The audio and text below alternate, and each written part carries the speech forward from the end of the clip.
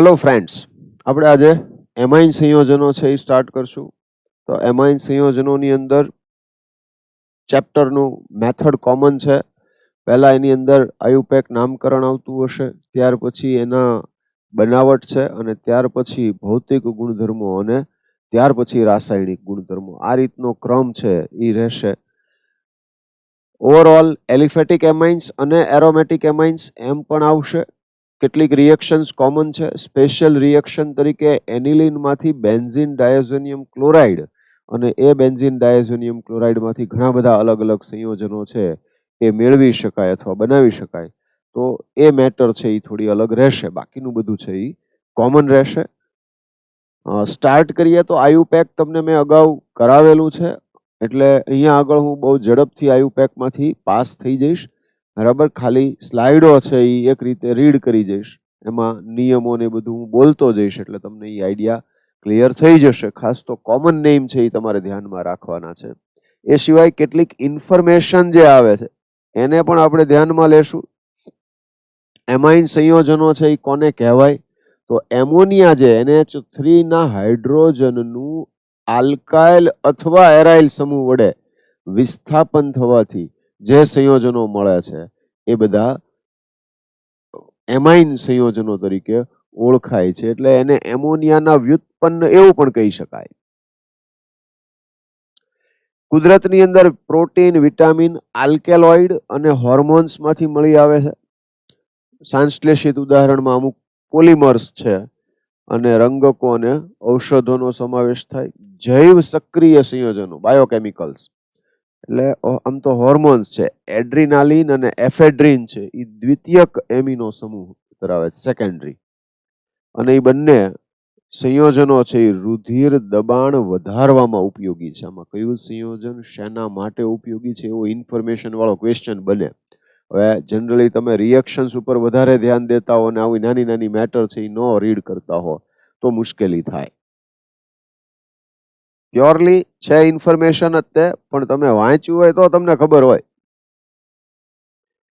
નોવાકેન છે એ સંશ્લેષિત એમિનો સંયોજન છે કે જે દંત ચિકિત્સામાં નિશ્ચેતક તરીકે વાપરવામાં આવે છે. એટલે કે આપણે દાંતની અંદર કોઈક સર્જરી કરાવવાની હોય કે એવી કંઈક તકલીફ થઈ હોય ત્યારે જે સર્જરી કરાવતા હોઈએ ત્યારે એ ભાગ જે એને ખોટો પાડવો એવું ગુજરાતીમાં જનરલી આપણે કહીએ છીએ, તો એ નિશ્ચેતક તરીકે ત્યાં નોવાકેનનો ઉપયોગ થાય છે.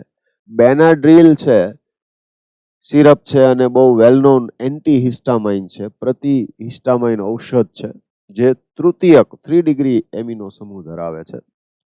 ચતુર્થક એમોનિયમ ક્ષાર લઈએ 4 ડિગ્રી, તો એ બધા પૃષ્ઠ સક્રિયકો છે, સર્ફેક્ટન્ટ્સ તરીકે ઉપયોગી છે.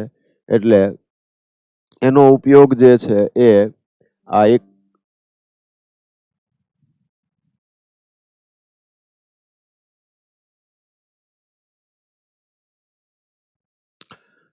તો એનો ઉપયોગ છે એ જેમ ડિટર્જન્ટ તરીકે અથવા તો ડિટર્જન્ટ જેવા જે પદાર્થો વપરાય છે સફાઈ માટેના, એની અંદર એનો ઉપયોગ છે એ થાય.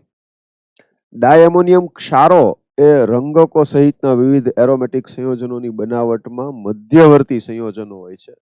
ડાયઝોનિયમ ક્ષાર વિશે આપણે આ ચેપ્ટરની અંદર શીખીશું. એમાઇન સંયોજનોને એમોનિયાના વ્યુત્પન્ન તરીકે ગણી શકાય. એમોનિયામાં NH3 હોય તો એક હાઇડ્રોજનનું વિસ્થાપન થાય તો 1 ડિગ્રી એમાઇન, 2 હાઇડ્રોજનનું વિસ્થાપન આલ્કાઇલ કે એરાઇલ સમૂહ વડે થાય તો 2 ડિગ્રી, અને 3 હાઇડ્રોજનનું વિસ્થાપન થતું હોય તો 3 ડિગ્રી એમાઇન કહેવાશે. એટલે CH3NH2 કે C6H5NH2 તો આ પ્રાથમિક એમાઇન થઈ ગયો 1 ડિગ્રી. CH3NHCH3 તો આ 2 ડિગ્રી થઈ ગયો, અને CH3 થ્રાઇસ N તો એ 3 ડિગ્રી થઈ ગયો. એટલે ઇન શોર્ટ અહીંયા આપણે એવું કહી શકીએ કે અહીંયા આગળ આમ બોન્ડ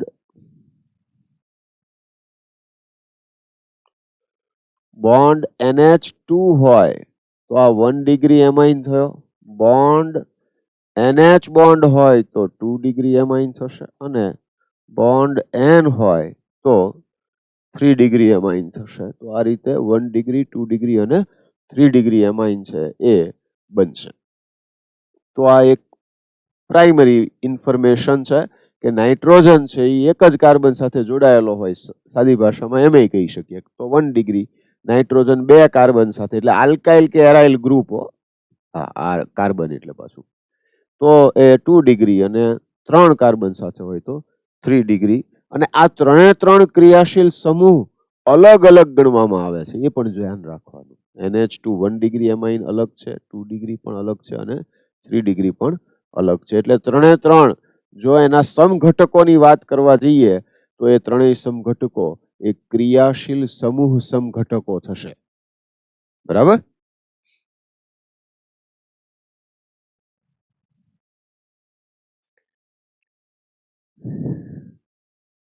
એમાઇન સંયોજનો છે તો એનું સ્ટ્રક્ચર વિશે વાત કરી લઈએ, બંધારણ વિશે. તો એમાં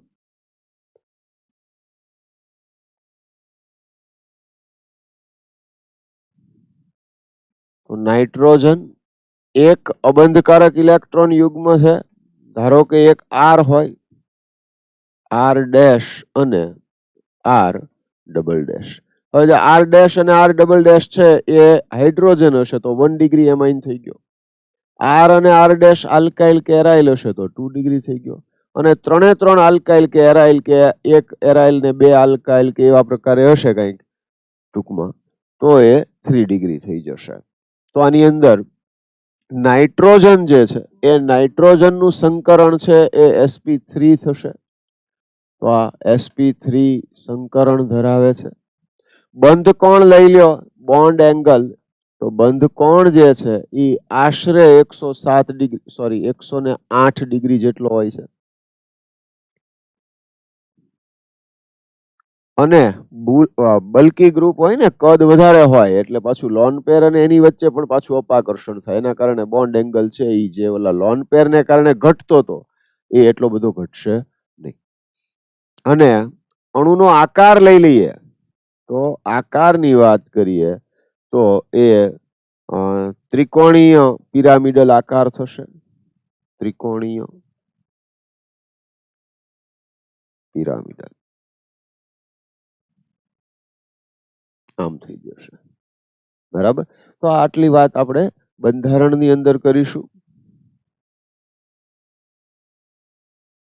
હા, શરૂઆતથી નોટ ડાઉન કરતું જવાનું, ખાસ કરીને જે હું બોર્ડ ઉપર લખું એ, ને જે બોર્ડ ઉપર નથી લખતો અને આમાંથી જ સમજાવી દઉં છું તો એ ઘરે જઈને પાછું એ પ્રમાણે એનું વર્ક કરી લેવાનું. અહીં સુધીની આપણે વાત કરી ગયા. આગળ વર્ગીકરણમાં આપણે એક વાત કરી ગયા કે 1 ડિગ્રી, 2 ડિગ્રી અને 3 ડિગ્રી એમ હોય. બરાબર.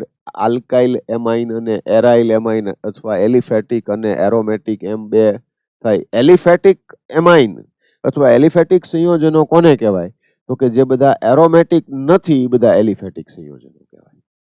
એટલે મુખ્યત્વે એમ બે પ્રકાર પડે, એક એલિફેટિક અને એક એરોમેટિક સંયોજનો. તો એરોમેટિક માટેની કન્ડિશન્સ છે એ તમને ખબર હોય તો એ એરોમેટિક સંયોજનો અને એલિફેટિક એટલે જેમાં એરોમેટિક નથી આવતા એવા બધા ચક્રીય અને બિનચક્રીય બધા આવી જાય એમાં પાછા. બરાબર. ઓકે. તો અહીંયા આગળ આપણે ડાયરેક્ટ સ્ટાર્ટ કરીએ તો એ થશે નામકરણથી. નામકરણની અંદર એમાઇન સંયોજનો છે તો આલ્કેન નામની પાછળ આયુપેકની વાત કરીએ તો અહીંયા આગળ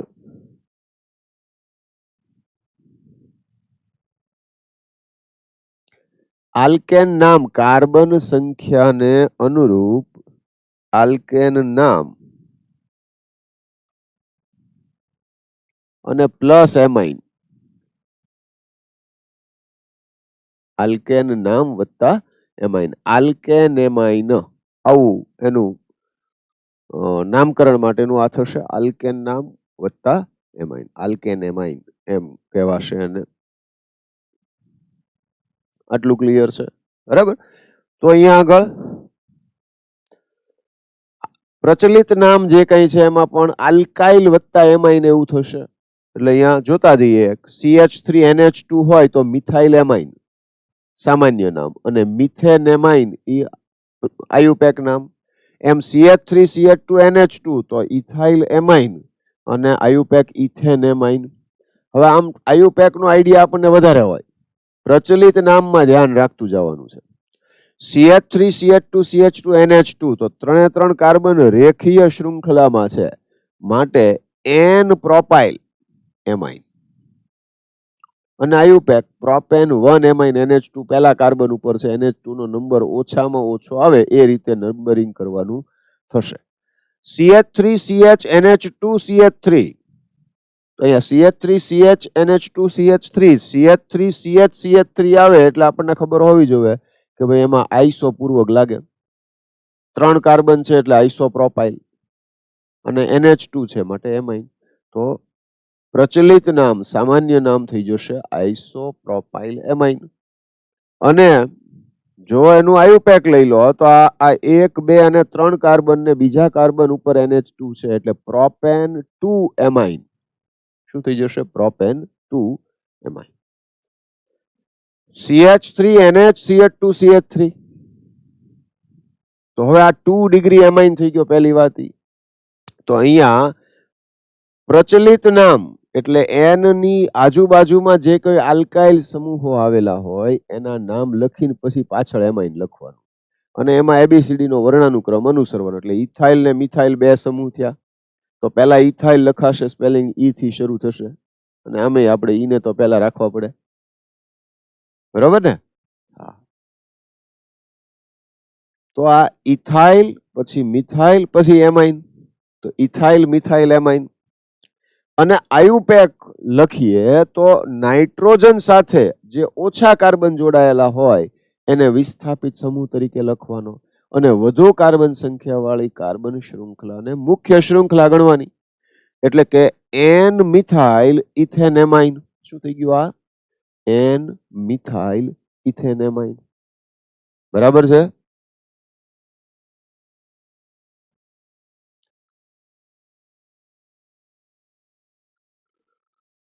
નેક્સ્ટ લઈ લો તો આ 3 ડિગ્રી એમાઇન થઈ ગયો CH3 થ્રાઇસેન, નાઇટ્રોજન સાથે 3 આલ્કાઇલ ગ્રુપ છે એટલે 3 ડિગ્રી.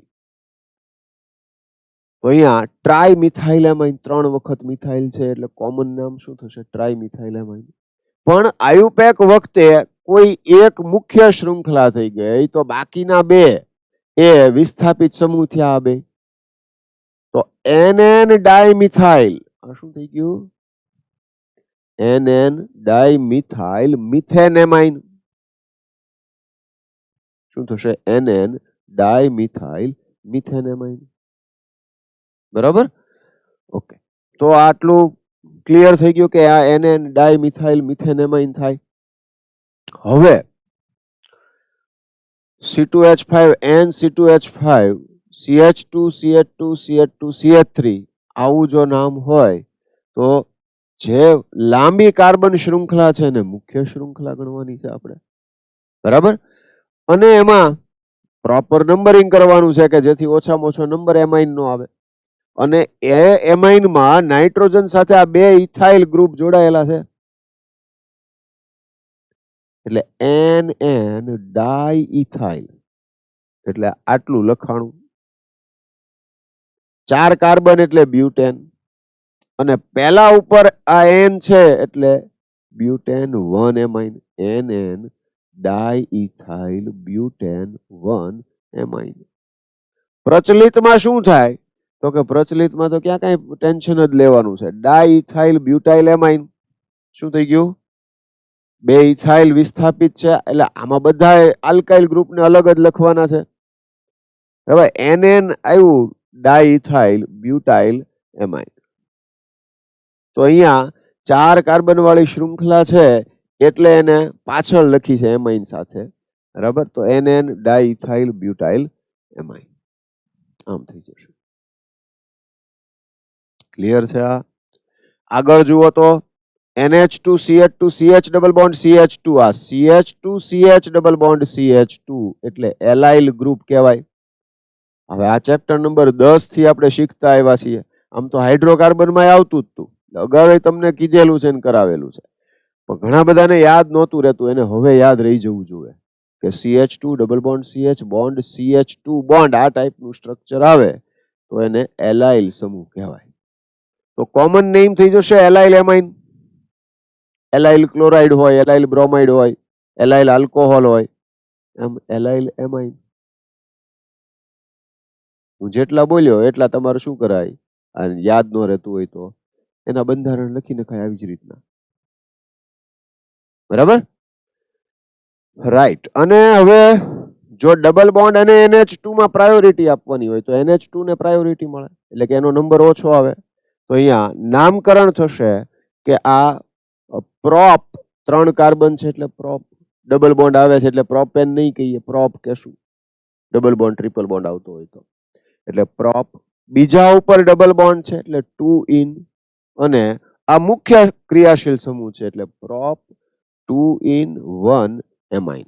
મુખ્ય ક્રિયાશીલ સમૂહ હોય એનો પ્રત્યય છે એ છેડા ઉપર લખીએ છીએ આપણે. ક્લિયર છે? એટલે પ્રોપ 2 ઇન 1 એમાઇન એ આયુપેક થશે.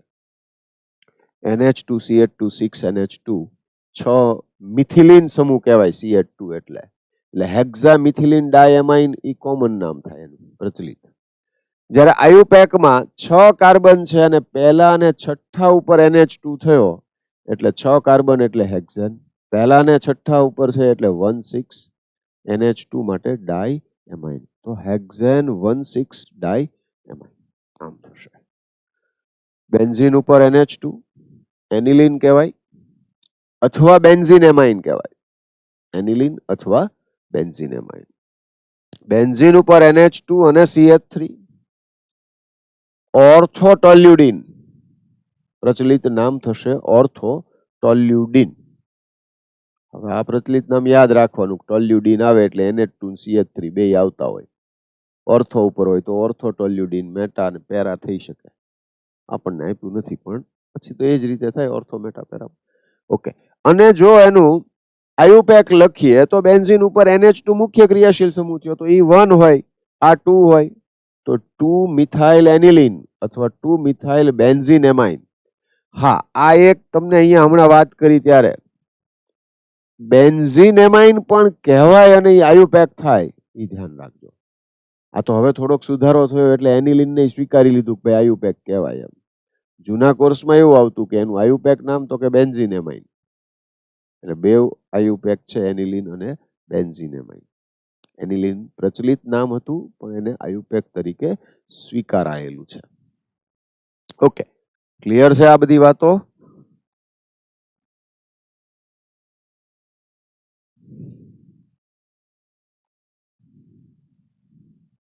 બેન્ઝીન ઉપર NH2 Br પેરા પોઝિશન ઉપર છે એટલે para bromo aniline. 4 bromo benzene amine અથવા તો 4 બ્રોમો એનિલિન થશે. બેન્ઝીન ઉપર NCH3 ટ્વાઇસ તો NN ડાઇમિથાઇલ એનિલિન. શું થઈ ગયું? NN dimethyl aniline. અને NN ડાઇમિથાઇલ બેન્ઝીન એમાઇન. બીજું શું થઈ ગયું? NN dimethyl benzene amine. I hope આટલું ક્લિયર છે. ગુડ.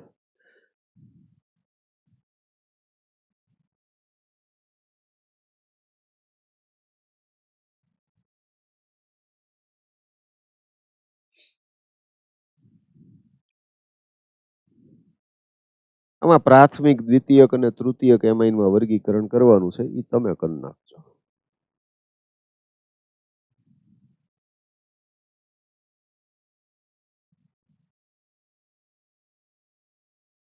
આ બધા આવડે એવા છે તમને.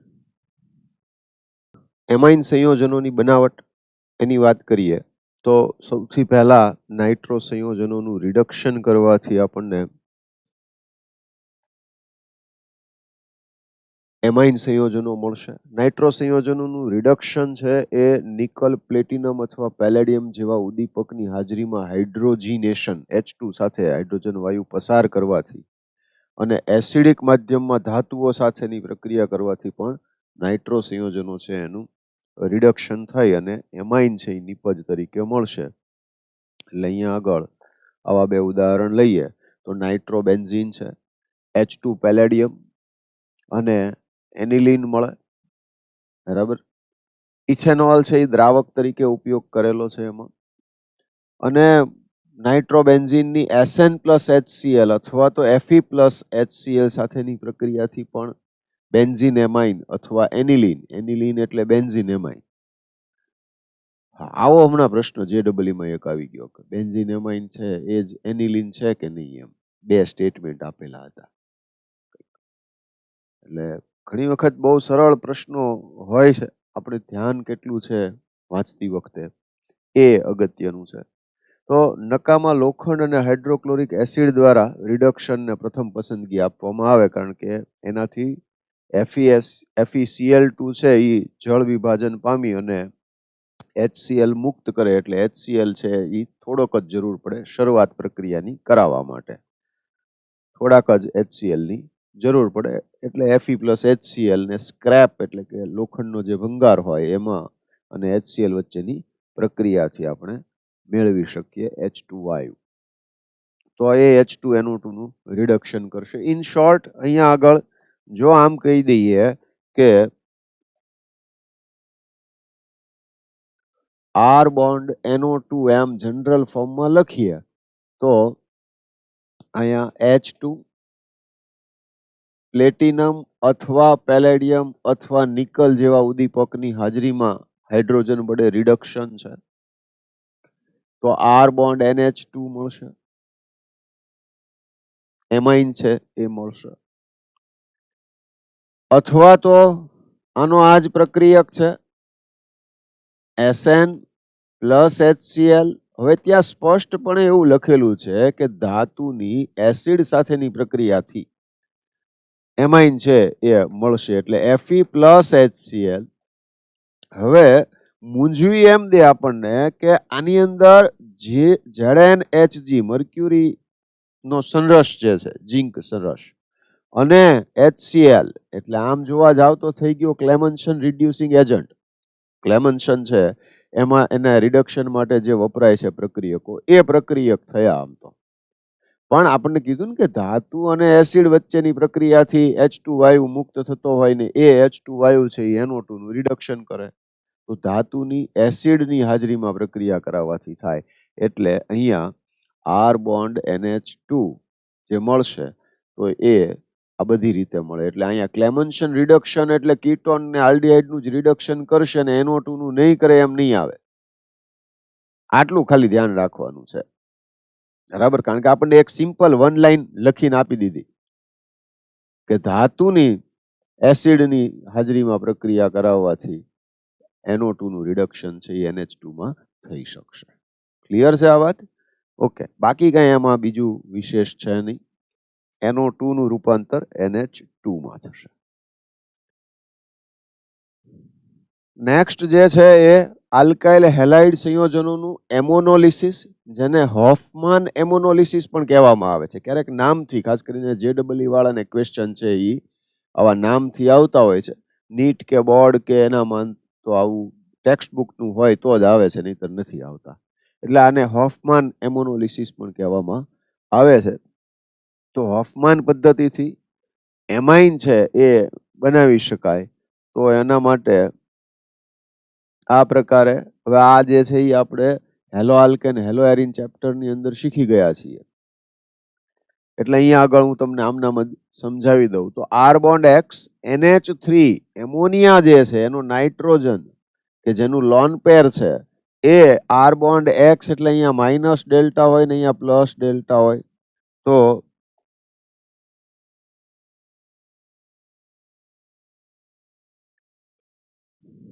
નાઇટ્રોજન આ એમોનિયા છે એ કેન્દ્રાનુરાગી પ્રક્રિયક તરીકે વર્તશે. કેન્દ્રાનુરાગી પ્રક્રિયક હોય પોતાનું વધારાનું ઇલેક્ટ્રોન યુગ્મ આપી અને બીજા સાથે જોડાય, એટલે એ પ્રકારની પ્રક્રિયા થશે. X માઇનસ રિલીઝ થશે, એટલે RNH3+X- વિસ્થાપિત એમોનિયમ ક્ષાર બનશે અને પછી એમાંથી HX દૂર થાય એટલે R બોન્ડ NH2 મળે. આ જો R બોન્ડ NH2 જે છે એની ફરીથી આલ્કાઇલ હેલાઇડ સાથે પ્રક્રિયા થઈ શકે, તો એમાં R2NH2 degree amine, R3N 3 degree amine અને R4N+X- ચતુર્થક એમોનિયમ ક્ષાર બનાવે, 4 ડિગ્રી ટૂંકમાં.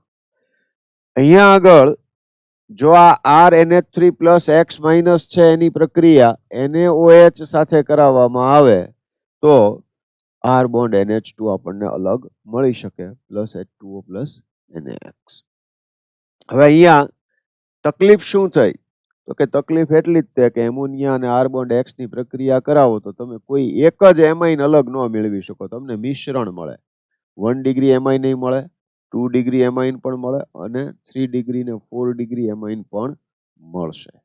પણ અહીંયા આગળ આપણને એક નાનકડી અને અગત્યની વાત કરે છે કે જેના ઉપરથી સ્ટેટમેન્ટ છે એ બની શકે અને એ વાત છે શું કે જો વધુ પડતા એમોનિયાનો ઉપયોગ કરવામાં આવે તો મુખ્ય નિપજ તરીકે પ્રાથમિક એમાઇન મળે છે.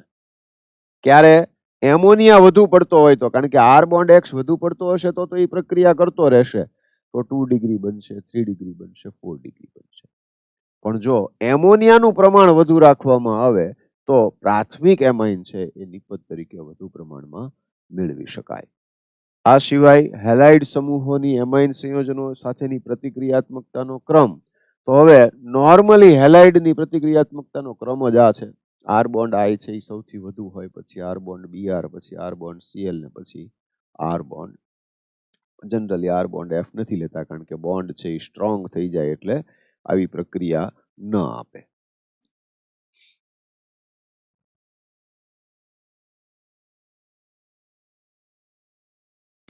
હવે આ એમોનોલિસિસની પ્રક્રિયા છે તો એ આપણે લઈ લઈએ ઝડપથી. તો C2H5Cl અને NH3 સાથેની પ્રક્રિયા થાય.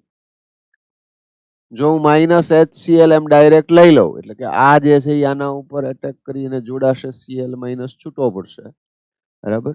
એટલે -HCl લખું તો C2H5NH2 1 ડિગ્રી એમાઇન બન્યો, ઇથાઇલ એમાઇન અથવા ઇથેન એમાઇન બન્યો. ફરી આની C2H5Cl સાથે પ્રક્રિયા કરવામાં આવે, -HCl થશે તો C2H5NH2H5 આમ થશે. જો આની ફરી C2H5Cl એટલે કે C2H5Cl વધુ પ્રમાણમાં હશે તો આગળ પ્રક્રિયા થતી રહેશે. તો અહીંયા આગળ -HCl અને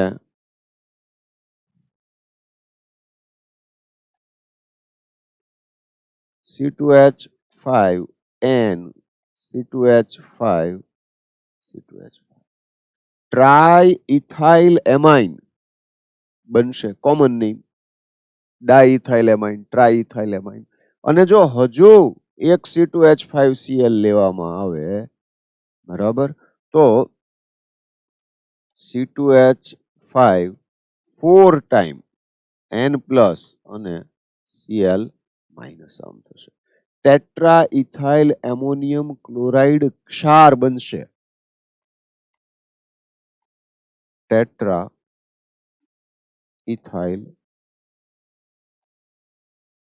એમોનિયમ ક્લોરાઇડ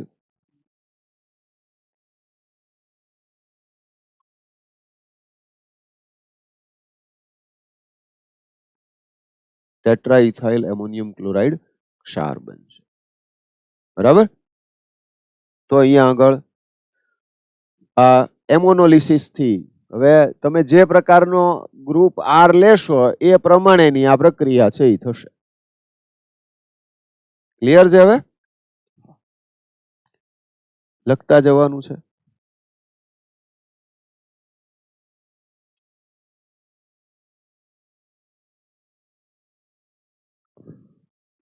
ચતુર્થક એમોનિયમ ક્ષાર, બેન્ઝાઇલ ક્લોરાઇડ લઈ લો, C6H5CH2Cl. એમોનિયા સાથેની પ્રક્રિયા C6H5CH2NH2 અને પછી 2 મોલ CH3Cl સાથે પ્રક્રિયા કરાવો એટલે C6H5CH2N CH3CH3. એનું નામ ધ્યાનથી સમજો તો NN ડાયમિથાઇલ એટલે આ બે મિથાઇલની વાત કરી લીધી. ફિનાઇલ મિથેન એમાઇન, બરાબર, એટલે કે આ જે છે એને મુખ્ય, આ બે વિસ્થાપિત અને આ CH2 ઉપર આ C6H5 વિસ્થાપિત કહેવાય. એટલે આ એન સાથે બે મિથાઇલ જોડાયેલા એટલે એન એન ડાયમિથાઇલ થાય. આ CH2 જોડે ફિનાઇલ જોડાયેલો છે એટલે એન એન ડાયમિથાઇલ ફિનાઇલ. અને આ CH2 એટલે મિથેન અને એમાં આ એન એમાઇન. બરાબર.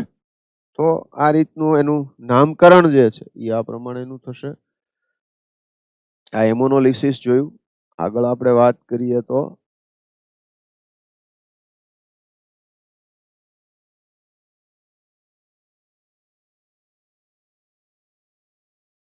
Nitrile સંયોજનોનું reduction. તો નાઇટ્રાઇલ સંયોજનોના રિડક્શન માટે નાઇટ્રાઇલ અથવા તો સાયનાઇડ એટલે C�BN વાળા સંયોજનો છે. એટલે R બોન્ડ C�BN નું H2 નિકલ વડે અથવા તો સોડિયમ સરસ અને આલ્કોહોલની હાજરીમાં રિડક્શન કરવામાં આવે અથવા તો LiAlH4 વડે રિડક્શન કરવામાં આવે તો આપણને એમાઇન મળશે. પણ આ એમાઇનની એક વિશેષતા એ રહેશે કે તમારો જે મૂળ પ્રક્રિયક હતો તેના કરતા એક વધુ કાર્બન ધરાવતો એમાઇન છે એ નિપજ તરીકે મળશે. તો અહીંયા આગળ R બોન્ડ C�BN. તો અહીંયા એક તો H2 નિકલ અથવા પ્લેટિનમ કે પેલેડિયમ. બરાબર. અને બીજું જે છે એ સોડિયમ મર્ક્યુરી સોડિયમ સંરસ અને એને આલ્કોહોલમાં બનાવેલો હોય C2H5OH ની હાજરી. તો અહીંયા પણ હાઇડ્રોજન વાયુ મુક્ત થશે કે જે આ C�BN નું રિડક્શન કરશે. તો અહીંયા જ્યારે રિડક્શન થશે એટલે ટ્રિપલ બોન્ડ છે પાઈ બોન્ડ નું રિડક્શન થાય હંમેશા.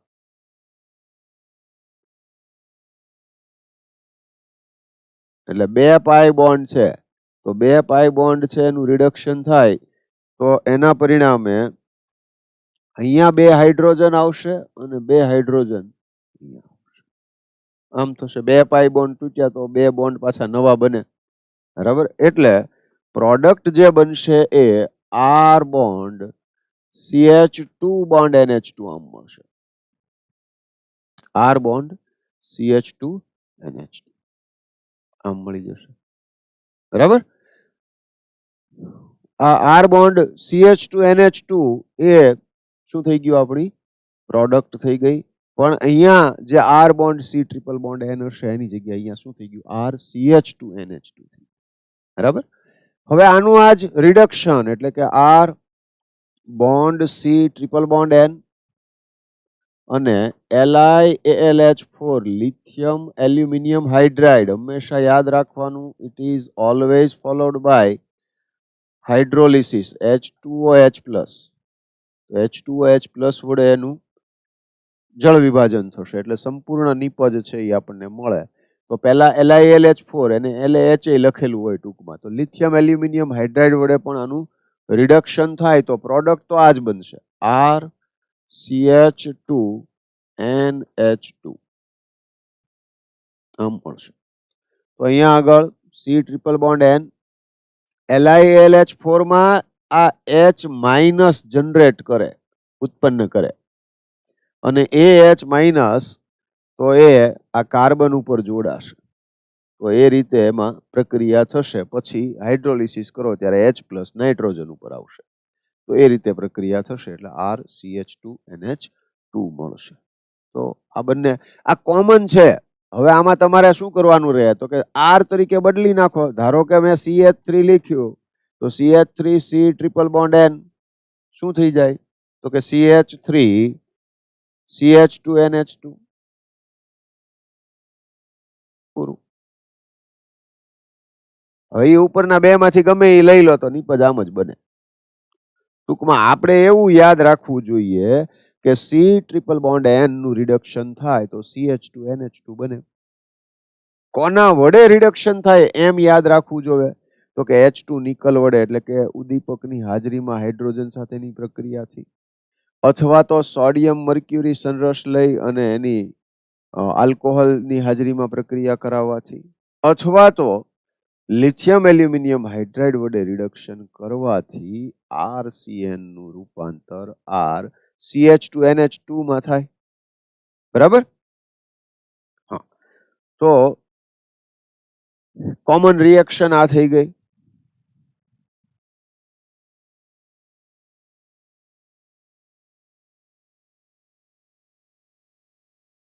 ત્યાર પછી એમાઇડ સંયોજનોનું રિડક્શન, તો R bond C double bond O bond NH2 છે, LiLH4 વડે રિડક્શન કરો તો RCH2NH2, જેમ C ટ્રિપલ બોન્ડ N માંથી CH2NH2 બનશે ને એમ જ CONH2 માંથી પણ CH2NH2 બનશે. એટલે એમાઇડ એમાંથી એમાઇન મળશે આપણને. બરાબર? એટલે અહીંયા આ રીતે R bond C double bond O bond NH2. હવે અહીંયા LAH લિથિયમ એલ્યુમિનિયમ હાઇડ્રાઇડ વડે રિડક્શન અને ત્યાર પછી H2O અથવા H2OH+. શું થઈ જશે? RCH2NH2 થઈ જશે. બરાબર? અને હવે તો આમાં ફોર એક્ઝામ્પલ લઈ લઈએ તો બેન્ઝીન ઉપર CONH2 અને આના વડે રિડક્શન કરો, શું આવશે? CONH2 નું રૂપાંતર શેમાં થાય એટલું યાદ રાખવાનું, તો કે CH2NH2 માં રિડક્શન થાય. ક્લિયર? અને CH3CONH2 પ્રોપેન એમાઇડ લીધું ધારો કે આપણે, અને આમ કરીએ તો CH3CH2CH2NH2 પ્રોપેન 1 એમાઇન થઈ ગયું. તો આ CONH2 નું રૂપાંતર ટૂંકમાં કહીએ તો CH2NH2 માં.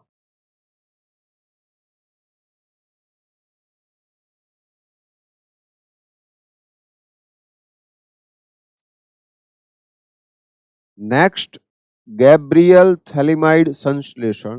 થિયોરેટિકલી આ બહુ ઉપયોગી, કારણ કે બોર્ડની એક્ઝામમાં વારંવાર આવો પ્રશ્ન એવા કરે, ગેબ્રિયલ થેલિમાઇડ સંશ્લેષણ છે એ વિગતવાર સમજાવો. એટલે 3 માર્કમાં કે 4 માર્કમાં આવો પ્રશ્ન મૂકી દે. થિયરી પણ થોડીક લખવી પડે તમારે, અને રિએક્શન્સ છે એ તો કમ્પલસરી લખવાની હોય જ. ઘણા મિત્રોને એવી તકલીફ હોય છે કે થિયરી લખતા નથી આવડતું એમ કે, એટલે ભાઈ ઓર્ગેનિકમાં થિયરી લખતા ન આવડતું હોય તો એનો અર્થ એમ થાય કે તને કાંઈ આવડતું જ નથી. બરાબર? શું કામ? કારણ કે આમાં એવું કશું લખવાનું હોતું જ નથી કે જે તમને ન આવડે. તમે જે રિએક્શન લખો છો ને એને શબ્દોમાં ઢાળી દેવાનું છે. ફોર એક્ઝામ્પલ, આ રિએક્શનમાં હું શું લખું? હું એમ લખું કે પ્રોપેનેમાઇડનું Li લિથિયમ એલ્યુમિનિયમ હાઇડ્રાઇડ વડે રિડક્શન કરી અને ત્યારબાદ તેનું જળ વિભાજન કરવાથી પ્રોપેન 1 એમાઇન મળે છે. રિએક્શન તમે ઈ જ તો દર્શાવી, જે રિએક્શનમાં દર્શાવો છો એ જ વસ્તુને લખવાની હોય છે. ક્લિયર થઈ ગયું હવે? એટલે સૌથી સહેલામાં સહેલું આ ગણાય થિયોરેટિકલી લખવાની દ્રષ્ટિએ, રિએક્શન આવડતી હોય તો.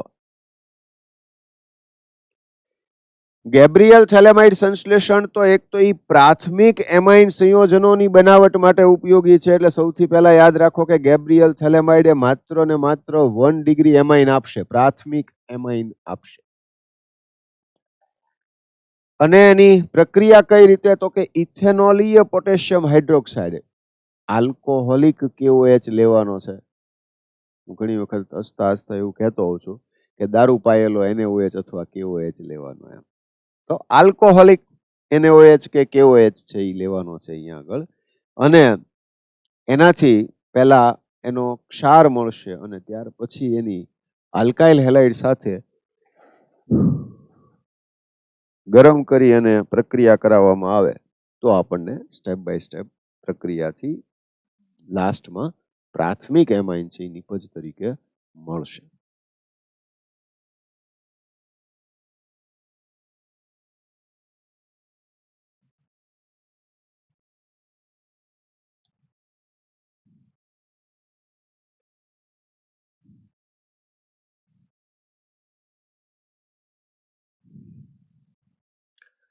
આ પદ્ધતિથી એરોમેટિક પ્રાથમિક એમાઇન સંયોજનો બનાવી શકાતા નથી, કારણ કે એરાઇલ હેલાઇડ સંયોજનો એ થેલિમાઇડથી બનતા ઋણ આયન સાથે કેન્દ્રાનુરાગી વિસ્થાપન પ્રક્રિયા ન આપે. ન્યુક્લિયોફિલિક સબસ્ટિટ્યુશન રિએક્શન એરોમેટિકમાં પોસિબલ નથી. બરાબર? એટલે એરાઇલ એમાઇન નહીં બને આનાથી. એરોમેટિક પ્રાથમિક એમાઇન છે એ બનતા નથી. પ્રક્રિયા જે છે એને આપણે વિથ મિકેનિઝમ જોઈએ. પહેલા આમાં સમજાવી દઉં, પછી પાછો ફરીથી લખું. થેલિમાઇડ એટલે ખબર હોવી જોઈએ, તો પહેલા તો થેલિક એસિડ ખબર હોવી જોઈએ. તો થેલિક એસિડ જે છે એ બેન્ઝીન 1,2 ડાયકાર્બોક્સિલિક એસિડ છે.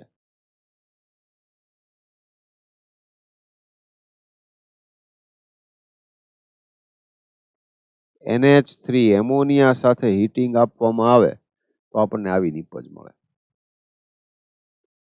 થેલિમાઇડ. બરાબર? C double bond O bond NH bond C double bond. આની ફરી KOH સાથે પ્રક્રિયા કરો એટલે પહેલા H પ્લસ એબ્સોર્બ થઈ જાય. બરાબર? અહીંયા માઇનસ H2O. એ H પ્લસ એબ્સોર્બ થઈ જાય એટલે N માઇનસ થઈ ગયો, એટલે આ ધન આયન K પ્લસ છે એ જોડાયેલો રહે. પછી એની R બોન્ડ X સાથે પ્રક્રિયા કરાવો ત્યારે આ N માઇનસ જે છે એ કેન્દ્રાનુરાગી પ્રક્રિયક તરીકે વર્તે, કે જે R બોન્ડ X ના R ને ઇલેક્ટ્રોન યુગ્મ આપીને પોતાની સાથે બંધ બનાવરાવશે. C double bond O C double bond O bond N bond R આમ થશે. બરાબર? અને આનું જ્યારે હાઇડ્રોલિસિસ કરવામાં આવશે, NaOH એક્વિયસ વડે પ્રક્રિયા કરાવવામાં આવે એટલે શું થઈ જશે? તો કે NaOH જે છે તો અહીંયા O માઇનસ Na પ્લસ, અહીંયા H પ્લસ. બરાબર? અહીંયા એ જ રીતે H પ્લસ ને અહીંયા O માઇનસ Na પ્લસ આમ થઈ જશે. એટલે C double O minus Na plus C double O minus Na plus plus R bond NH2 1 degree amine થશે.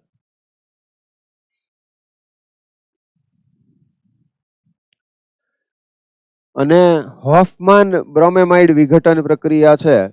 તો હોફમાન એ એમાઇડ સંયોજનો, તો RCONH2 આમાં સોરી હા, તો પહેલા આપણે આ થેલેમાઇડ સંશ્લેષણ છે એની વિગત છે એ કમ્પ્લીટ કરીએ. એટલે આમ તો થેલિક એસિડ થી શરૂ કરીએ, કારણ કે થેલિક એસિડ વાળી પ્રક્રિયા આપણે ઓલામાં આવી જાય છે, ક્યાં? આલ્ડીહાઇડ કીટોન વાળા ચેપ્ટરમાં. એટલે થેલિક એસિડ બેન્ઝીન 1,2 ડાયકાર્બોક્સિલિક એસિડ હોય એને થેલિક એસિડ કહેવાય. જો એને એમોનિયાની હાજરીમાં પ્રક્રિયા કરાવવામાં આવે, હીટિંગ, બરાબર, એટલે -2H2O થશે. પરિણામે અહીંયા મેં એક સ્ટેપ વધારી દીધું છે. તમને નો ખ્યાલ આવે, નો વધારવું હોય તો કંઈ વાંધો નથી, પણ આટલો તો ખ્યાલ આવવો જોઈએ. બરાબર? થેલિમાઇડ નિપજ મળે.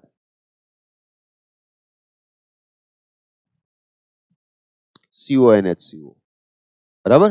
તો આ બેન્ઝીન ઉપર C double bond O bond NH bond C double bond O bond આવું મળશે. થેલિમાઇડની પ્રક્રિયા જ્યારે તમે KOH કે NaOH લીધો એટલે કે OH માઇનસની હાજરીમાં કરો, KOH ધારો કે આપણે લીધો તો -H2O, કારણ કે OH માઇનસ પ્રબળ જે હશે એનું કાર્ય શું? H પ્લસ ને શોષી લેવાનું.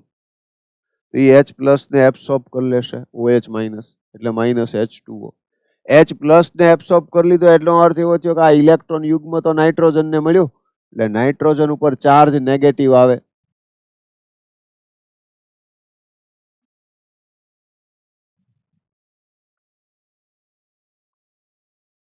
N માઇનસ અને K plus. C double bond O bond N minus K plus bond C double bond O આવું થશે. અને જો આમાં આગળ R બોન્ડ X હવે આલ્કાઇલ હેલાઇડ સાથે પ્રક્રિયા કરાવવાની. ટૂંકમાં જે પ્રકારનો આલ્કાઇલ એમાઇન જોઈતો હોય એ પ્રકારનો આલ્કાઇલ હેલાઇડ લેવાનો છે, R બોન્ડ X. બરાબર. અને બને ત્યાં સુધી 1 ડિગ્રી લેવાનો છે, કારણ કે પ્રાથમિક એમાઇન જ મળશે. SN2 પ્રક્રિયા થશે ને, N માઇનસ આવ્યો, સ્ટ્રોંગ બેઝ કેન્દ્ર રાગી થઈ ગયો, તો આ N માઇનસ છે, આને આપશે માઇનસ કે એક્સ થઈ જાય, કે પ્લસ ને એક્સ માઇનસ નીકળી જાય, અને પ્રોડક્ટ જે મળી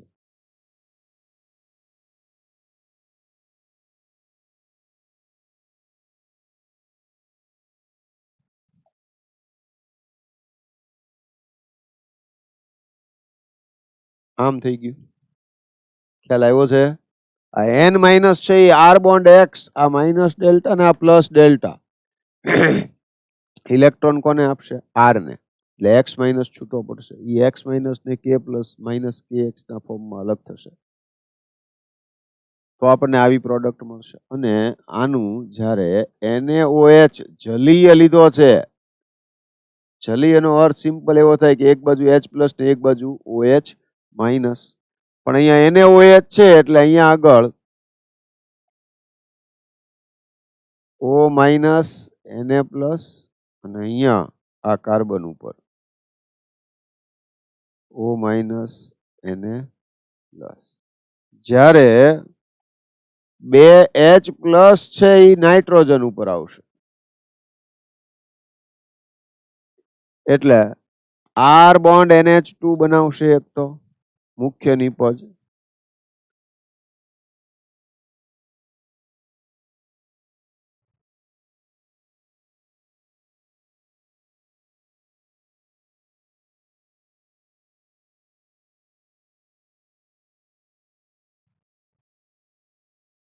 આમ થઈ જશે.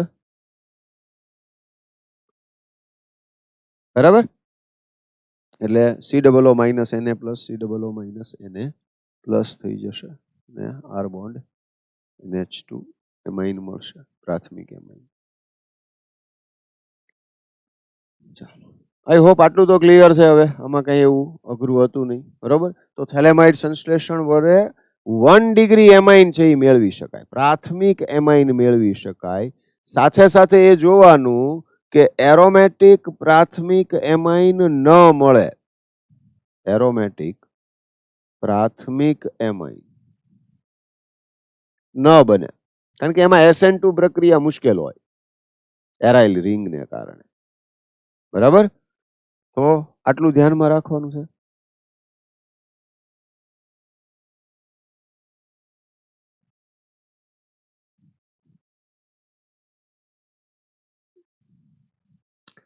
હવે બીજી એક અગત્યની પ્રક્રિયા, એક થેલેમાઇડ સંશ્લેષણ અને બીજું હોફમાન બ્રોમેમાઇડ ડિગ્રેડેશન રિએક્શન. આ બે અગત્યની પ્રક્રિયાઓ ગણાય એકંદરે. તો આ હોફમાન બ્રોમેમાઇડ વિઘટન પ્રક્રિયા, એટલે RCONH2 માં તમે જોવા જાવ ને તો આ CO સમૂહ છે એ દૂર થાય અને NH2R સાથે સીધા જોડાઈ જાય, એટલે કે R બોન્ડ NH2 નિપજ બને. તો આ જે પ્રક્રિયા છે એ હોફમાન બ્રોમેમાઇડ વિઘટન પ્રક્રિયા થઈ. અને એના માટે પ્રક્રિયક તરીકે Br2 અને NaOH ને લેવામાં આવે. કઈ રીતે પ્રક્રિયા થશે એ આપણે હમણાં સમજીએ. તમને મિકેનિઝમ આપ્યું નથી ટેક્સ્ટ બુક પ્રમાણે, એટલે તમારે ખાસ જરૂર નથી. પણ JEE વાળાને કે નીટ વાળાને જેની ઈચ્છા હોય કે ના અમારે કરવી છે તો એ લોકો કરી શકે મિકેનિઝમ. બાકીના એ તો આટલું જ યાદ રાખવાનું કે RCONH2 માંથી RNH2CO નીકળી જાય. કઈ પ્રક્રિયામાં? હોફમાન બ્રોમેમાઇડ વિઘટન પ્રક્રિયાની અંદર. ક્લિયર થઈ ગયું છે? આ ઇન શોર્ટ, તમારે જે પ્રકારનો એમાઇન જોઈતો હશે એના કરતા એક વધુ કાર્બન વાળો એમાઇડ લેવાનો. આ યાદ રાખજો, કારણ કે એવા ઘણા બધા પ્રશ્નો NCERT માં મૂકેલા છે અને એવા જ પ્રકારનો પ્રશ્ન પરીક્ષામાં પણ પૂછી શકાય. બરાબર.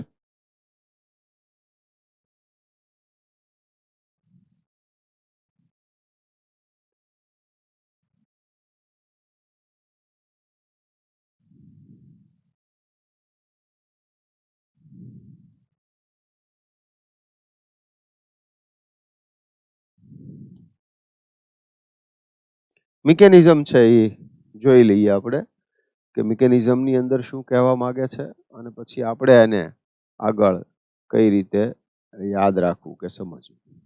તો R bond, amide, C double bond, bond NH2. તો OH માઇનસ બેઝિક મીડિયમ એટલા માટે લેવામાં આવે કે CONH2 છે તો એ એસિડ તરીકે વર્તશે કારણ કે H પ્લસ ઇઝીલી મુક્ત કરી શકે.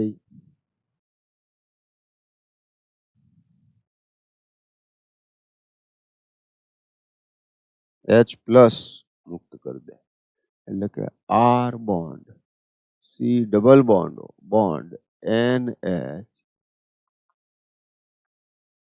ચાર્જ આવી ગયો કયો? માઇનસ. એક લોન પેર તો હોય જ, એક H પ્લસ દૂર થયો એટલે ઇલેક્ટ્રોન મળે પાછો એને. R bond, C double bond, O bond NH minus. આમ થઈ ગયું. બરાબર છે. અને આ જે હવે R bond, C double bond, O bond NH minus થઈ ગયું અને એની જે રિએક્શન છે તો એની રિએક્શન એ પહેલા Br2 સાથે કરવામાં આવે. એટલે પહેલા આપણે અહીંયા Br2 સાથે પ્રક્રિયા કરીએ તો Br2 છે એ બહુ ઝડપથી અથવા સરળતાથી વિષમભાગી વિભાજન આપી શકે. એમાં થોડીક પોલારિટી દેખાતી હોય કોઈ પોલારની હાજરીમાં. એટલે N માઇનસ છે આને ઇલેક્ટ્રોન યુગમાં આપે તો આ ઇલેક્ટ્રોન લઈને નીકળી જાય એટલે માઇનસ Br માઇનસ આવું થશે. કે R bond, C double bond, bond NH Br આમ થઈ જશે. ખ્યાલ આવ્યો છે?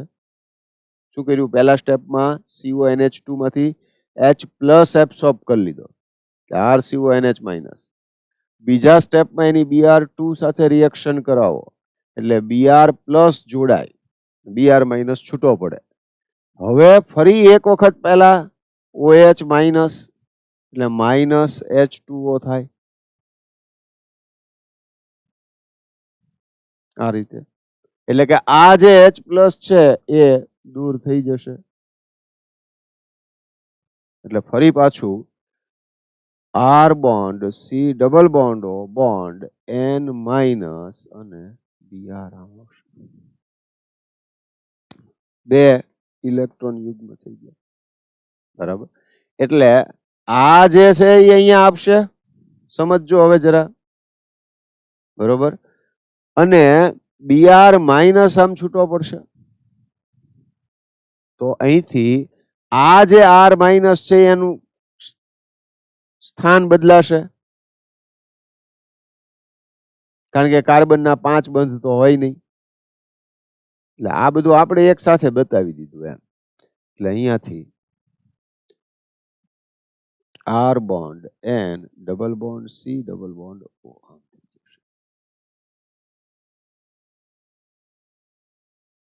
બરાબર.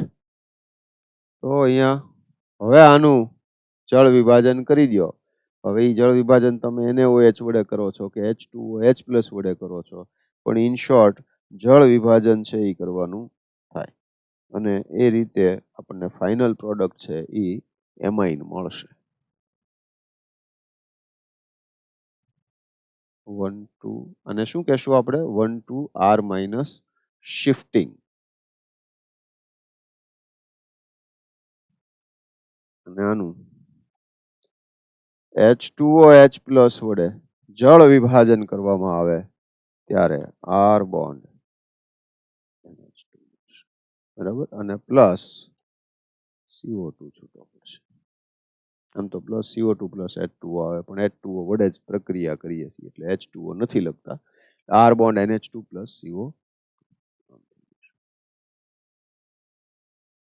તો જેટલા જેટલા પ્રક્રિયકો છે એની મદદથી તમે RCONH2 માંથી CO દૂર કરી અને R બોન્ડ NH2 પ્રકારની નિપજ આ પદ્ધતિથી મેળવી શકો જેને કહેવામાં આવે છે હોફમાન બ્રોમેમાઇડ પ્રક્રિયા અથવા તો હોફમાન બ્રોમેમાઇડ ડિગ્રેડેશન વિઘટન પ્રક્રિયા. બરાબર. તો આટલું લખો.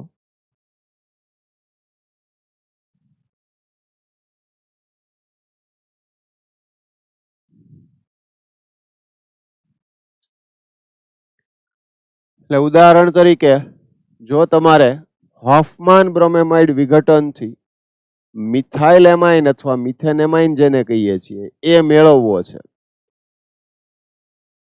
તો પ્રક્રિયક કયો લેવો જોઈએ? તો કે અહીંયા નિપજમાં કેટલા કાર્બન છે?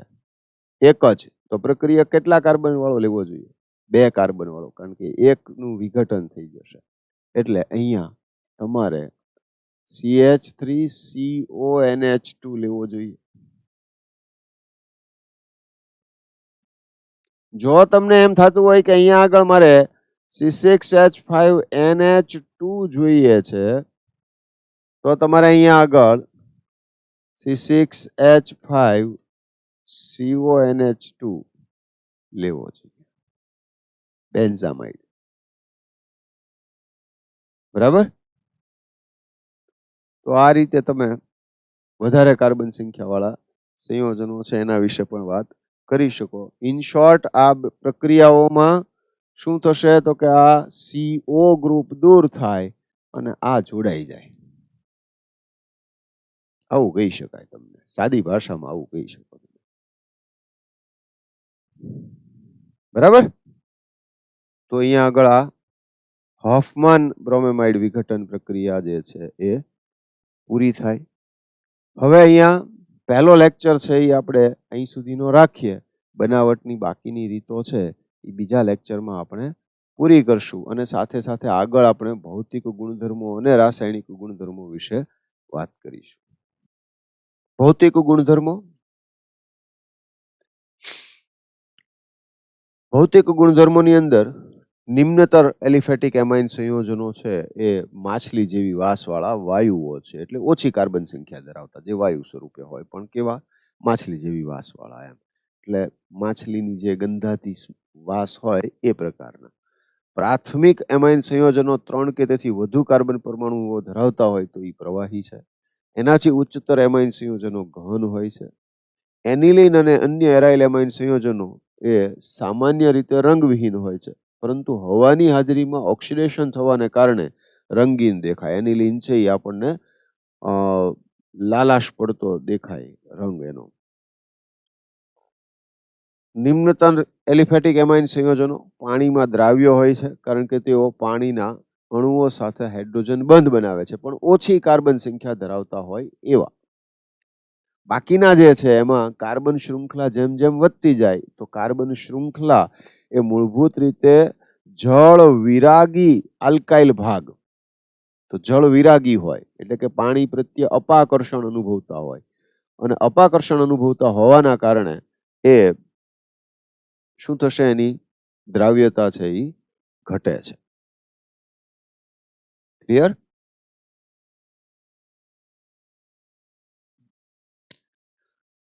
જેમ જેમ કાર્બન સંખ્યા વધતી જાય એમ પાણીમાં દ્રાવ્યતા ઘટતી જાય, કારણ કે આપણે હમણાં વાત કરી એમ આલ્કાઇલ કાર્બન શૃંખલા જેમ જેમ વધશે એ કાર્બન શૃંખલા એ પાણી પ્રત્યે અપાકર્ષણ અનુભવતું હોય તો ત્યાં એની દ્રાવ્યતા છે એ ઘટતી જાય છે.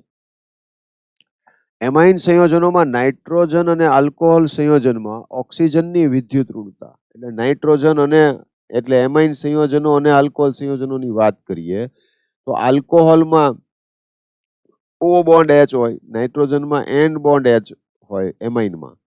તો N બોન્ડ H ની વિદ્યુત ઋણતાનો જે તફાવત છે એ અહીંયા આવું કહેવા માંગે છે કે આ N બોન્ડ H હોય તો આ પ્લસ ડેલ્ટા અને minus delta, O bond H હોય પ્લસ ડેલ્ટા અને માઇનસ ડેલ્ટા, પણ વિદ્યુત ઋણતાની દ્રષ્ટિએ જુઓ તો આ 3.0 અને આ 3.5 ઓક્સિજન. એટલે કે વિદ્યુત ઋણતાનો તફાવત O બોન્ડ H માં વધુ હોય N બોન્ડ H કરતા. એટલે એવું કહી શકાય કે આ બેમાં O બોન્ડ H છે એ વધુ ધ્રુવીય છે. એટલે કે એના ઉપરનો આ આંશિક ધન વીજભાર ને આંશિક ઋણ વીજભાર એ N બોન્ડ H ના આંશિક ઋણ અને આંશિક ધન કરતા વધુ હોય. જ્યારે ધ્રુવીયતા વધુ હશે તો અણુ અણુ વચ્ચેનું આંતર આણ્વીય આકર્ષણ બળ, આવા શબ્દો અમુક યાદ રાખવાના, એટલે કારણ પૂછાય ત્યારે આપણને લખતા આવડે. અણુ અણુ વચ્ચેનું આંતર આણ્વીય આકર્ષણ બળ, આંતર આણવીય આકર્ષણ બળ. તો આ અણુ અણુ વચ્ચેનું આંતરાણવીય આકર્ષણ બળ જે છે એ વધુ હોય. તો આ અણુ અણુ વચ્ચેનું આંતરાણવીય આકર્ષણ બળ વધુ હોય તો એના ગલન બિંદુ ઉત્કલન બિંદુ કેવા રહેશે? ઊંચા હશે. અને પાણીમાં દ્રાવ્યતા વધુ હશે. એટલે આલ્કોહોલ સંયોજનો એમાઇનની સાપેક્ષમાં પાણીમાં એની દ્રાવ્યતા પણ વધુ હોય અને એના ઉત્કલન બિંદુ પણ ઊંચા હોય. આ બેની કમ્પેરિઝન કરીએ ત્યારે, અને આ બેની પણ કમ્પેરિઝન એ રીતે થાય કે એ બેવના અણુભાર છે એ સામ્યતા હોય, એની જ કમ્પેરિઝન સરખામણી થાય. બરાબર? એટલે આશરે સમાન અણુભાર ધરાવતા આલ્કોહોલ અને એમાઇન સંયોજનોમાં આલ્કોહોલ સંયોજનો છે એના ઉત્કલન બિંદુ ઊંચા હોય છે. ક્લિયર?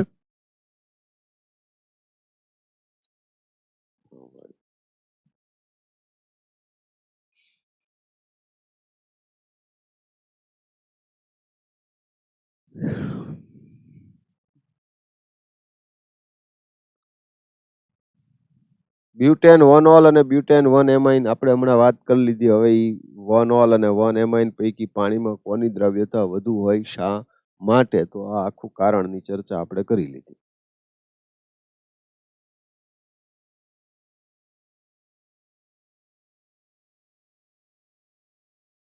પ્રાથમિક એમાઇન સંયોજનોની અંદર હાઇડ્રોજન બંધ, તો આ આર બોન્ડ NH2. તો પેલા એમાં લઈ લઈએ. તો આ N bond H bond R bond H આમ આવશે, આમ થશે. બરાબર? આ N R બરાબર. તો આ પ્રકારે આંતરાણવીય હાઇડ્રોજન બંધ બનશે કે જેના કારણે એમાઇનના ઉત્કલન બિંદુ ઊંચા હોય. એમાં 1 ડિગ્રી હશે એનું ઉત્કલન બિંદુ સૌથી વધુ થશે 2 ડિગ્રી કરતા, અને 2 ડિગ્રીનું 3 ડિગ્રી કરતા. કારણ શું? તો કે 1 ડિગ્રી એમાઇનમાં હાઇડ્રોજન બંધ વધુ હોય, વધુ હાઇડ્રોજન બંધ. આની અંદર લઈ લો તો ઓછા હાઇડ્રોજન બંધ, અને આ માત્ર ધ્રુવીય રહેશે, નો હાઇડ્રોજન બોન્ડ. બરાબર? આમાં હાઇડ્રોજન બંધ હોતા નથી. કારણ તો R3N લખો એટલે ખબર પડે. પહેલા હું આ 2 ડિગ્રી લખી નાખું, આ 1 ડિગ્રી લખ્યું આપણે. R bond NHR NHR. બરાબર? આની પાસે 2 હાઇડ્રોજન હતા, આની પાસે એક જ હાઇડ્રોજન છે. આમ થઈ ગયું. પણ આ 2 ડિગ્રી. પણ જો હું 3 ડિગ્રી લઉં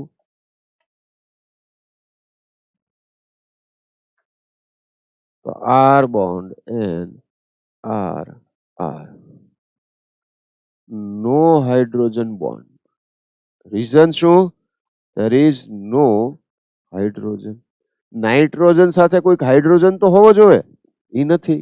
એટલે 3 ડિગ્રીમાં હાઇડ્રોજન બંધ ન બને, એટલે એના ઉત્કલન બિંદુ સૌથી નીચા. સમઘટકીય એમાઇન્સની વાત થાય છે. જ્યારે પણ તમે ગલન બિંદુ ઉત્કલન બિંદુની સરખામણી કરો છો તો એ સ્પષ્ટતા રાખવી જરૂરી છે કે એમાં મોટા ભાગે જ્યારે આ રીતે વાત કરતા હોય હાઇડ્રોજન બંધની કે એની, ત્યારે એ સમઘટકીય સંયોજનોની વાત કરતા હોઈએ. એટલે આ 3 સમઘટકો હોવા જરૂરી છે. એટલે કે ત્રણેયના અણુસૂત્ર સમાન હશે, પણ એક 1 ડિગ્રી હશે, બીજો 2 ડિગ્રી ને ત્રીજો 3 ડિગ્રી હશે.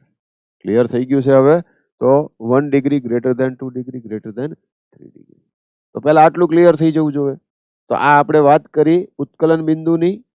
એમાઇન્સની અંદર આંતરાણવીય હાઇડ્રોજન બંધ 1 ડિગ્રીમાં વધુ હોય, 2 ડિગ્રીમાં ઓછા હોય, અને 3 ડિગ્રીમાં બિલકુલ ન હોય. રાઈટ? આ જે કંઈ સમજીએ છીએ એ જ લખવાનું હોય છે કારણ સ્વરૂપે.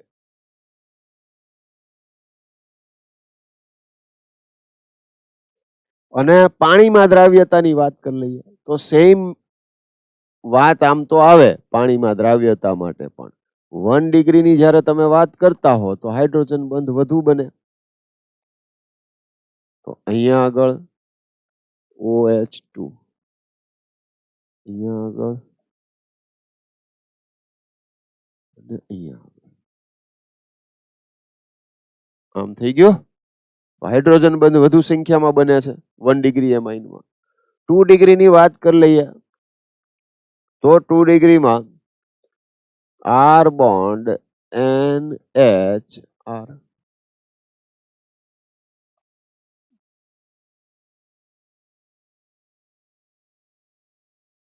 આમ આવશે. એટલે આની સરખામણીમાં અહીંયા હાઇડ્રોજન બંધ ઘટ્યા અને 3 ડિગ્રી એમાઇનમાં એની કરતાંય ઘટી જાય અને હાઇડ્રોજન બંધ બનવાના ચાન્સ ઓછા થઈ જાય, કારણ કે 3 ડિગ્રી હોય તો 3 આલ્કાઇલ ગ્રુપ થઈ ગયા, અવકાશી અવરોધ પણ વધી ગયો. તો અહીંયા હાઇડ્રોજન બંધ છે એ માત્ર નાઇટ્રોજન બનાવી શકશે. તો પાણીમાં દ્રાવ્યતા પણ સમઘટકોમાં કોની સૌથી વધારે થઈ? બરાબર છે. તો પાણીમાં દ્રાવ્યતા પણ 1 ડિગ્રી, 2 ડિગ્રી અને 3 ડિગ્રી આમ થઈ ગઈ પાણીમાં દ્રાવ્યતા. ક્લિયર થઈ ગયું? કારણ 1 ડિગ્રી એમાઇનમાં હાઇડ્રોજન બંધની સંખ્યા વધુ પાણી સાથેના, 2 ડિગ્રી એમાઇનમાં પાણી સાથેના હાઇડ્રોજન બંધની સંખ્યા ઓછી, 3 ડિગ્રીમાં સૌથી ઓછી. માટે સમઘટકીય જે એમાઇન્સ છે એની અંદર પાણીમાં દ્રાવ્યતા 1 ડિગ્રીની સૌથી વધુ, પછી 2 ડિગ્રી ને પછી 3 ડિગ્રી. જેમ જેમ કાર્બન સંખ્યા વધતી જશે એમ પાણીમાં દ્રાવ્યતા ઘટતી જશે, કારણ કે જે કાર્બન ચેઇન આવશે એ કેવી હશે? આલ્કાઇલ ગ્રુપ છે એ વધતું જશે ને એ પાણીને અપા કરશે છે, માટે દ્રાવ્યતા ઘટતી જાય છે. રેડી?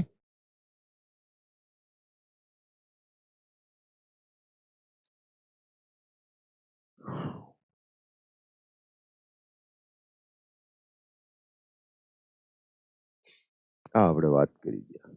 અહીંયા આગળ આપણને એક ઇન્ફોર્મેશન માટે કોષ્ટક આપેલું છે.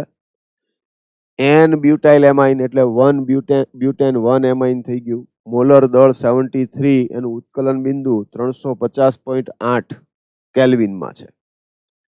2 degree amine C2H5 twice NH એટલે આ બે છે એ સમઘટકો જ થયા, 73 મોલેક્યુલર વેઇટ. પણ ઉત્કલન બિંદુ ઘટ્યું, 329 થઈ ગયું. C2H5NCH3 ટ્વાઇસ એટલે આ 3 ડિગ્રી એમાઇન થઈ ગયો. પહેલો 1 ડિગ્રી હતો, બીજો 2 ડિગ્રી, ત્રીજો 3 ડિગ્રી. ઉત્કલન બિંદુ હજુ ઘટ્યું. આ ત્રણ 1 ડિગ્રી, 2 ડિગ્રી, 3 ડિગ્રીની સરખામણી થઈ તો 1 degree greater than 2 degree greater than 3 degree એમ આવશે. જો એને આપણે આલ્કેન સાથે સરખાવીએ એટલે સમઘટકીય આલ્કેનની જરૂર પડે, એટલે અહીંયા આગળ 72 અણુભાર વાળો લીધો છે આલ્કેન. બરાબર? 2, 3 ને 2, 5 કાર્બન વાળો છે, કારણ કે અણુભાર 73 થી નજીક જવો જોઈએ એટલે આ લીધો છે. પણ આલ્કેન સંયોજનો કરતા એમાઇન સંયોજનો ધ્રુવીય હોવાને કારણે એના ઉત્કલન બિંદુ કેવા હશે? ઊંચા. તો એ અહીંયા આલ્કેનનું નીચું, એમ તો 300 જ છે. અને આલ્કોહોલ લઈ લ્યો તો આ N બ્યુટેનોલ, બ્યુટેન 1 ઓલ લીધો, અણુભાર 74 એટલે 73 થી સાવ નજીક થયું. પણ આના જે ઉત્કલન બિંદુ છે એની સાપેક્ષે ઘણું ઊંચું ઉત્કલન બિંદુ આલ્કોહોલનું જોવા મળે છે. ક્લિયર થાય છે આ વાત? આપણે O બોન્ડ H અને N બોન્ડ H ની વાત કરી સરખામણીની. અહીંયા આપણને એ કોષ્ટકથી એ જ મેટર છે એ વધારે ક્લિયર કરેલી છે.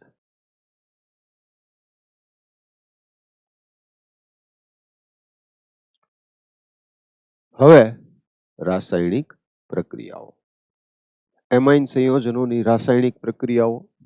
તો રાસાયણિક પ્રક્રિયાઓમાં નાઇટ્રોજન અને હાઇડ્રોજન પરમાણુ વચ્ચેનો વિદ્યુત ઋણતાનો જે તફાવત છે એના કારણે અને નાઇટ્રોજન પરમાણુ ઉપરના અબંધકારક ઇલેક્ટ્રોન યુગ્મને હાજરીને કારણે એમાઇન સંયોજનો છે એ એની પ્રતિક્રિયાત્મકતા એટલે કે રિએક્ટિવિટી જે છે એ વધારે હોય, એમ ક્રિયાશીલતા.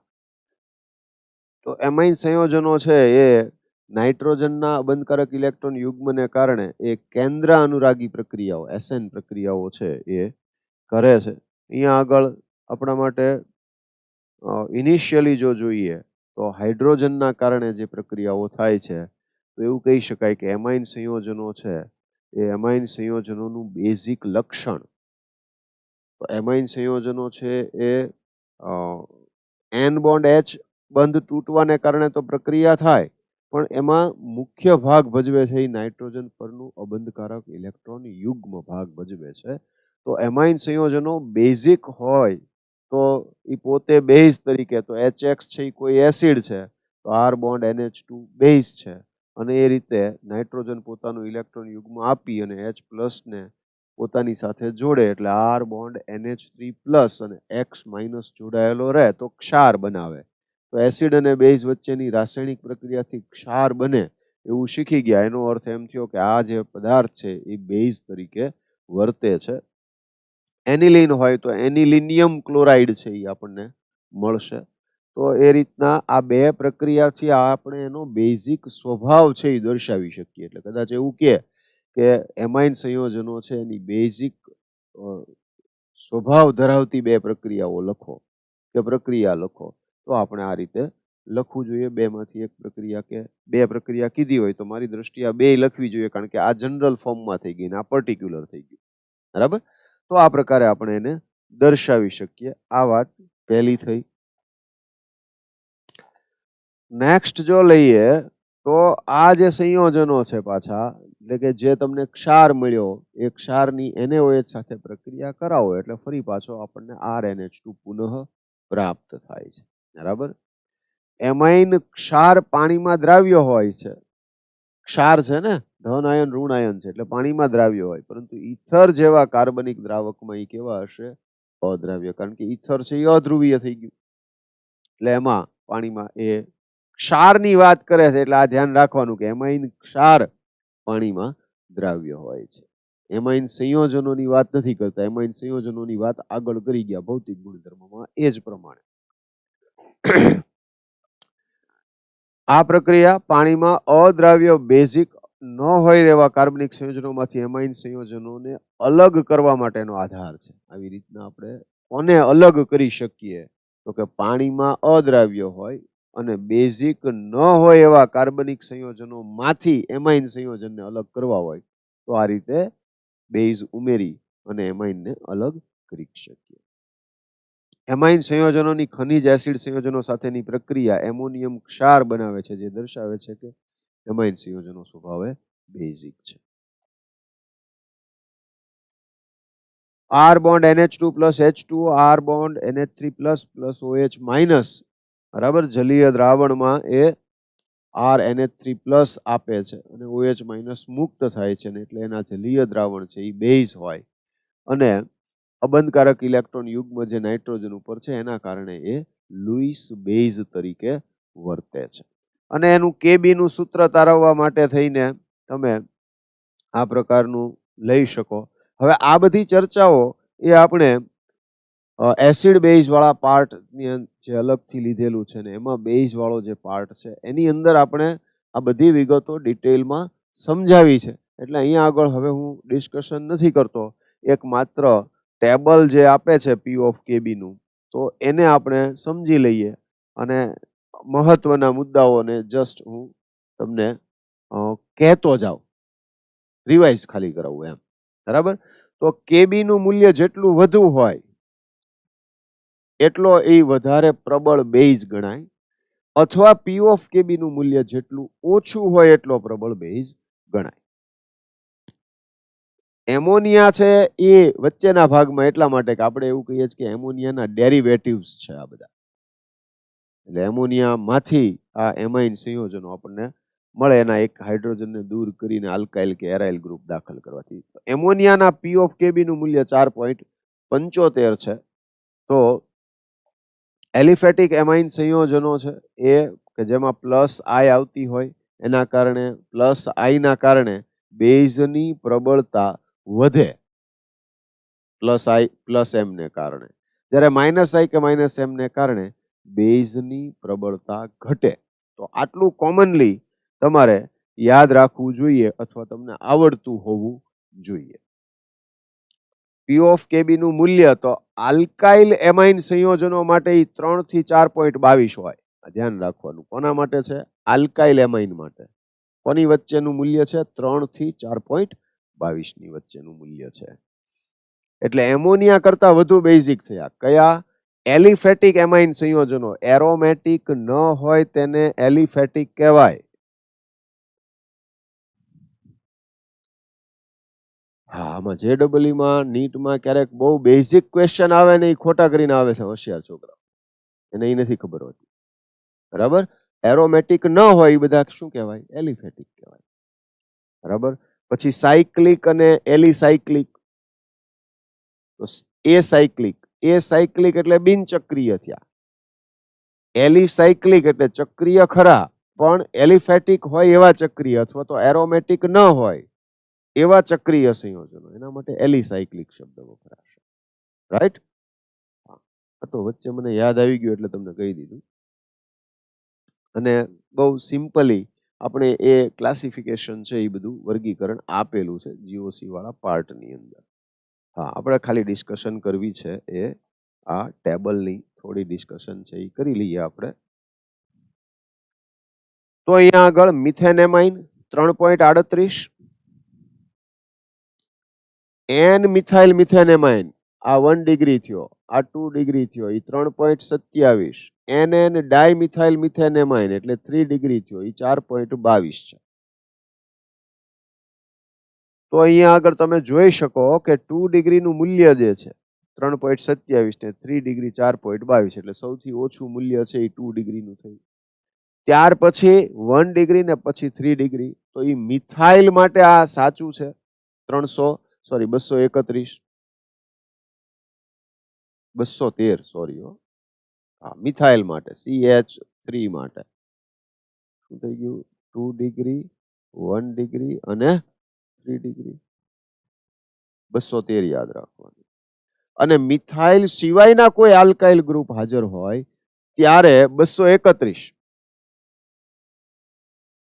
231 2 ડિગ્રી 3 ડિગ્રી 1 ડિગ્રી મૂલ્યો જોઈ લેવાના. એક તો ઇથેનેમાઇન 1 ડિગ્રી છે, 3.29 નું મૂલ્ય છે. એટલે જરા આને આ ત્રણ હારે સરખાવીને રાખજો. આવા સવાલ ખાસ કરીને બોર્ડ વાળા પૂછે કે ટેબલમાં માહિતી આપી દીધી તમને પછી કે તો તમે યાદ રાખો. જનરલી કન્સેપ્ચ્યુઅલ ક્વેશ્ચન નો કહેવાય, આ તો યાદ રાખવાનો ક્વેશ્ચન થયો. કન્સેપ્ચ્યુઅલ ક્વેશ્ચન છે એ 3 મિથાઇલ વાળા રાખે, 3 ઇથાઇલ વાળા રાખે તો થાય. આ શું થઈ ગયું? 3.29 એટલે એન મિથાઇલ મિથેનેમાઇન કરતા આ મૂલ્ય વધારે થયું પણ બાકીના બે કરતા ઓછું થયું. એટલે જ્યારે મિથાઇલ અને ઇથાઇલ વાળું આવે ભેગું તો ધ્યાન ઈ રાખવું પડે કે એન મિથાઇલ મિથેનેમાઇન જે 2 ડિગ્રી છે એ પહેલા આવશે, પછી ઇથેનેમાઇન ઇથાઇલ એમાઇન 1 ડિગ્રી છે એ આવશે અને બાકીના એની પછી આવશે.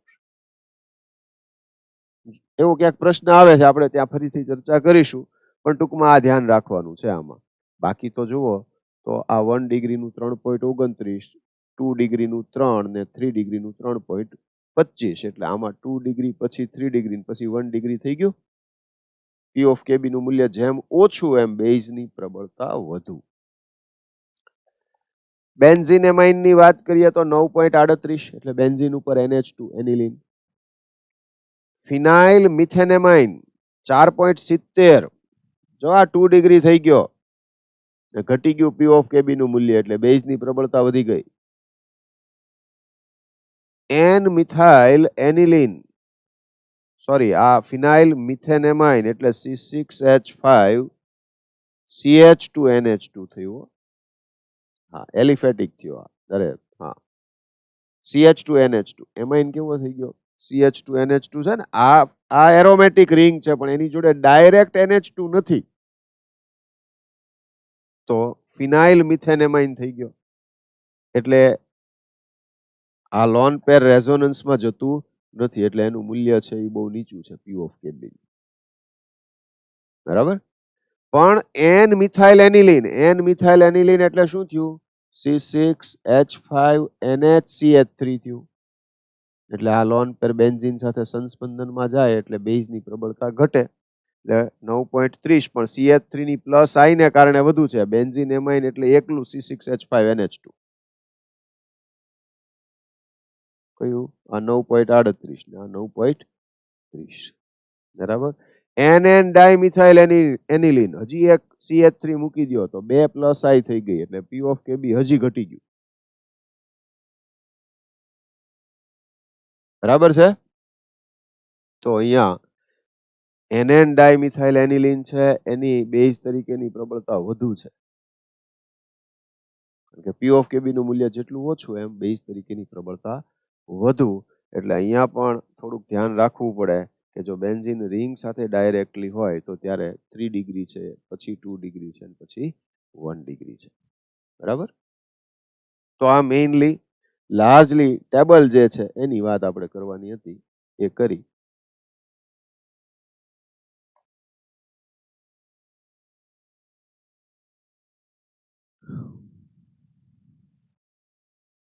બાકી તો કઈ આપણે વાત કરવાની જરૂર નથી હમણાં.